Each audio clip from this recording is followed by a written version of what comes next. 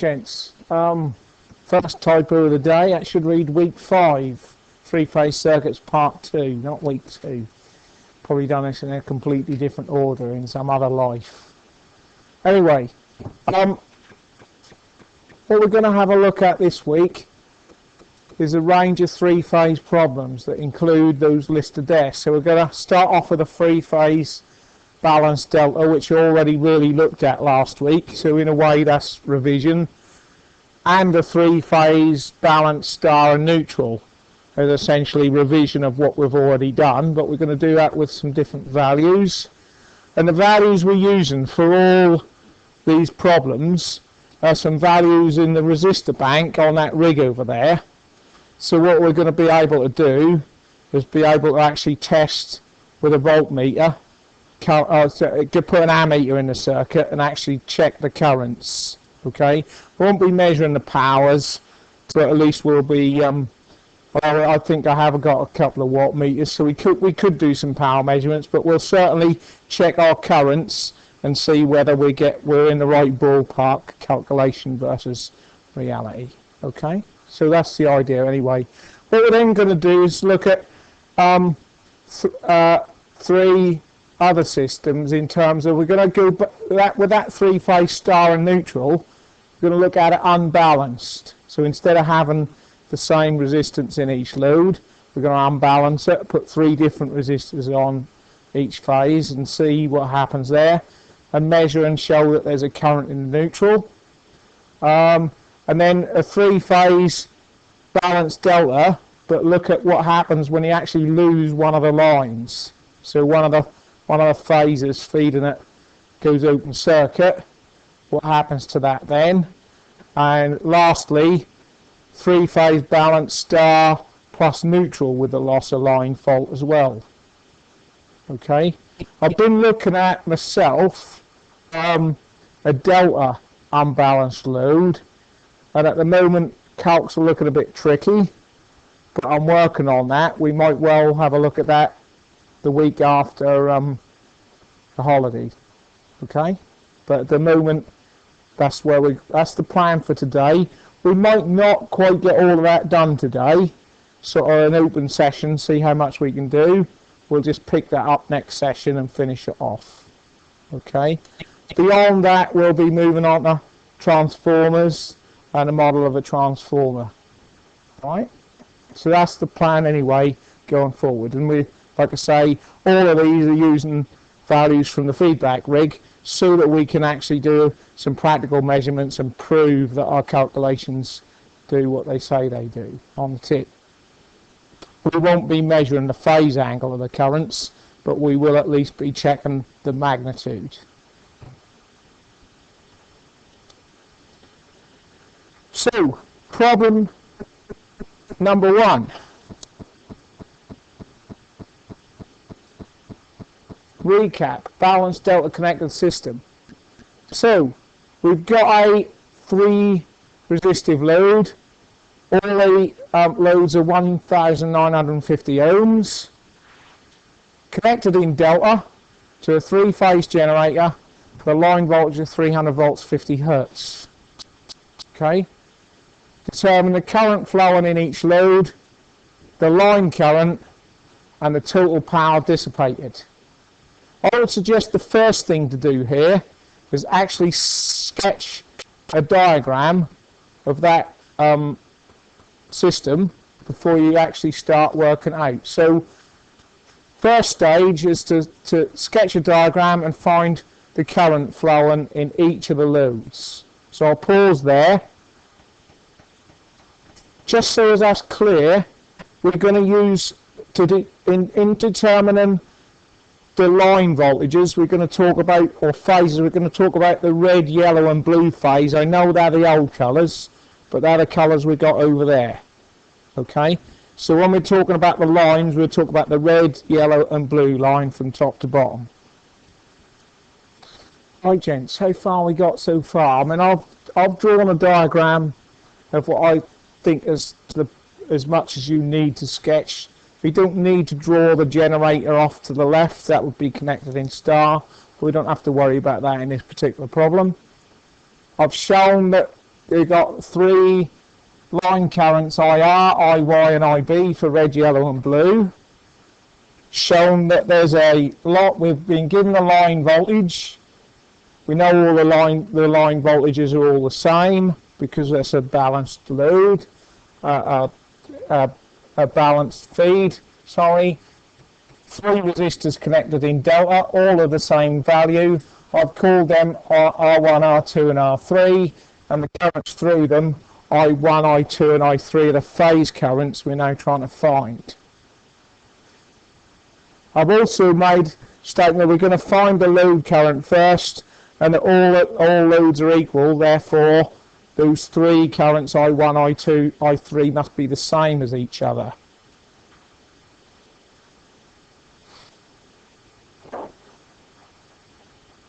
So I1 is equal to, how do we find that? Yeah, E line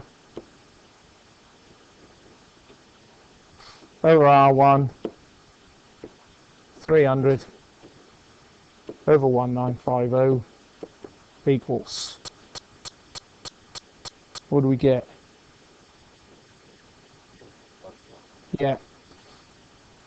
So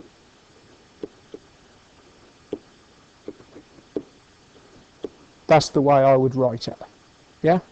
0.15 or 150 milliamps. Yeah. How do we do the line current? B.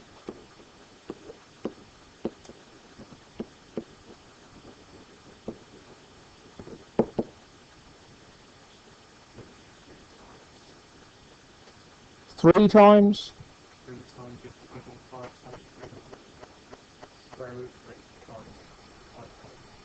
Yeah. So your line current, IR is equal to IY is equal to IB because that's a balanced load. They're all the same. Yeah. And that is equal to √3 times I1, yeah, or any one of the phase currents, yeah. So it's √3 times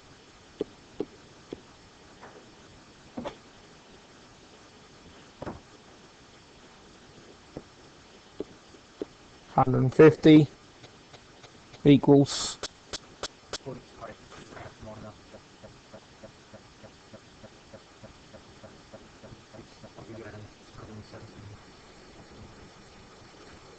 Yeah, I had 154 milliamps there, and I got 266 milliamps for this. So just push them buttons and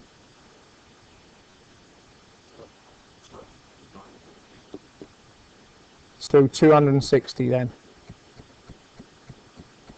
Generally, I usually look for you to work the three significant figures. Yeah, in all aspects. You aren't going to go too far wrong if you work to three significant figures. If you're working with practical results, then you're probably going to work to less significant figures than that, because your readings are going to be less significant figures than that. As a general rule of thumb, work to three. All right. So 260 milliamps of line current. What about total power? How have you gone about that?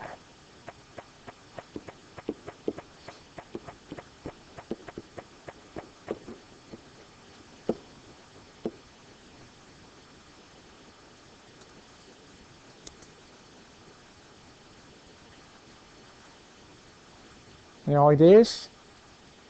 No one got that far? 3 times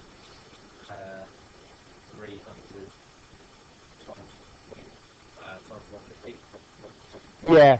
What you could do, and I'm going to do it this way because we're going to compare the difference between the faulted system later on and the fine running, the good running systems. Okay. Just going to do for each load.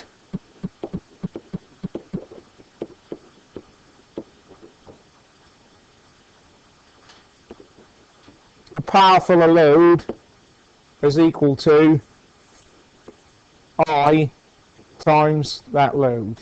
Yeah. So let's say I1 R1, that is 0.15 times 1950, and whatever that comes out as. Sorry, I squared, yeah. I spotted my deliberate mistake. Mr. Penson.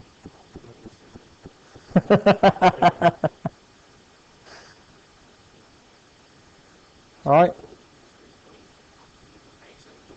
43.87, so 43.9 watts. Yep. Okay.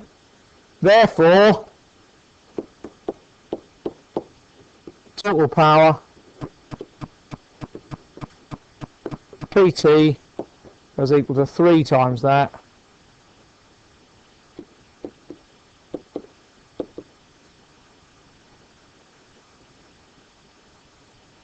which is 100,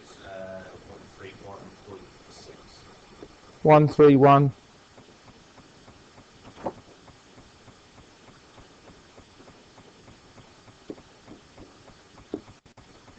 So 132 to 3 significant figures, yeah?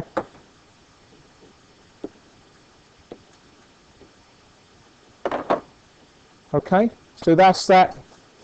Fairly easy, a balanced delta, fairly easy one to do, okay? Because your line voltage, which is what's usually quoted, is actually across each individual load. So it's just a matter of, and because they're all the same, there's not too many calculations within that. Okay.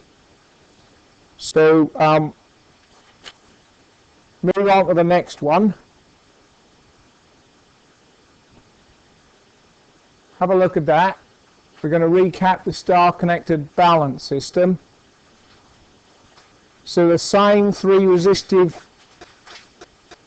loads now connected in star to a 3-phase neutral generator. The line voltage is 300 volts at 50 hertz. Determine a new current flowing in each load, the new total power dissipated, and the current flowing in a neutral conductor. Okay. What have we got to be careful of when we calculate this current flowing in a neutral conductor?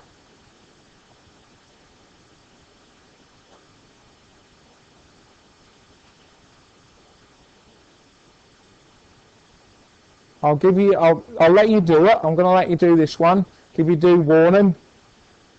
Need to be careful there. All right. So I'll start putting a diagram up on the board like I did before, and I'm going to leave you when you think you finish this one. We'll go through it. All right.